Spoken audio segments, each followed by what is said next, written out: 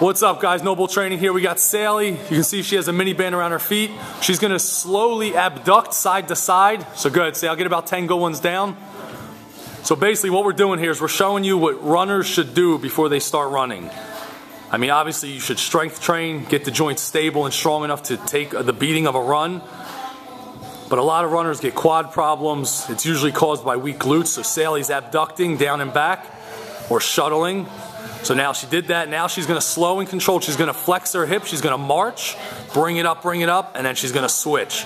This is great for the hip flexors. Really stabilizes the hip. And this is where all you runners are going to get tight. So this is vital. Good. A couple more, Sal. So she fired up the glutes with abduction, sidewalks. Now she's firing up the hip flexors and quads.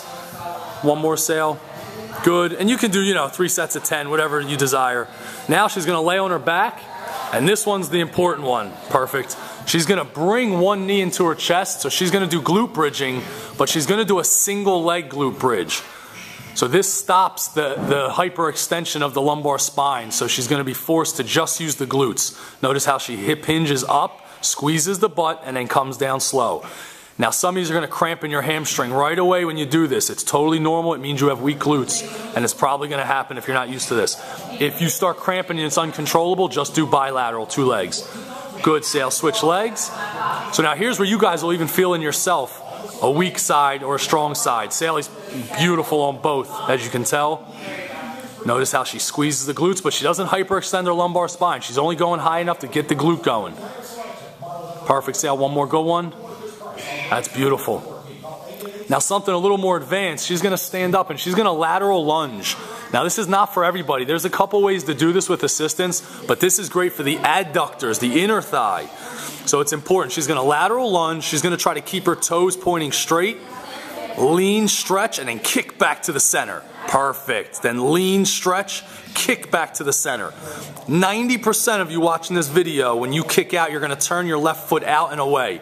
That is a mistake, and then it alleviates what we're trying to get. Keep the toes straight towards the wall. One more, Sal, and then we'll switch sides. Beautiful. Now see how she shoots her hands out in front of her? Right away, that gives her a counterbalance, lets her fire her hips down and back. Beautiful. 3 more, Sal. Beautiful. She stretches, kicks back. There you go. 2 more. This will be tough for some of you. Sally has pretty good hip mobility. Some of you won't get like that. Now the final thing, and we're going to come over here. She's going to roll her adductor on that piece of PVC pipe. Now some of you won't have a PVC pipe. You can go to Home Depot. It's $3, maybe cheaper. Now these are brutal. So look, she's going to do her abductors, her glutes. Now this is brutal. So I'm not telling all of you to start on a piece of PVC pipe. You can buy a black or blue foam roller from Target. But she would spend about 30 seconds a minute. For video purposes, we're just showing you how she externally rotates the hip, grabs the ankle, and finds the trigger points, the knots. Then she's going to switch. Exactly. Notice how she turns the same leg in. She's looking for that nasty trigger point. Dig it out. This is going to put a lot of pressure on these points. You're going to think you're hurting yourself, but you're not. Now, last thing, she's going to transition to almost on her belly like a plank position, and she's going to flex one hip. And now she's rolling her inner thigh. Now this is great for any runner or anyone with knee pain, back pain. Perfect. Those adductors on the inner thigh get tight. They start pulling on the pelvis. You got to roll it. You got to dig it out. Get that whole groin. Go from the outside of your knee all the way into your thigh to your inner thigh.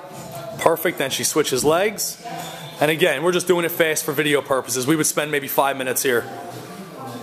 But give this a shot, guys. It'll definitely help you move better, help you run better, and just help you in general.